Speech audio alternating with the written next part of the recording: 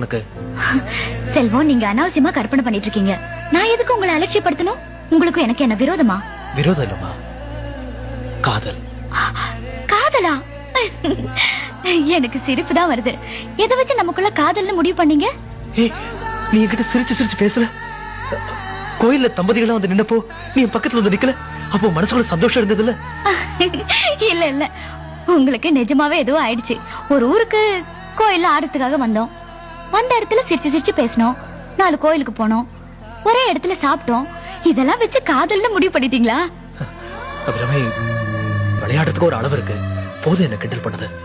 என்ன நீங்க இவ்வளவு தூரம் திருப்பி திருப்பி சொல்ற? இன்னும் நம்ம பழகினத காதல்னே நினைச்சு பேசிட்டு இருக்கீங்க. அபிராமி, மத்தவங்க கூட நம்ம பழகினதெல்லாம் அன்பு, ஆனா நீயும் நானும் பழகினது காதல். அபிராமி, செல்வம், நீங்க ஒரு நல்ல கலைஞன், அதான் உங்களுக்கு இவ்வளவு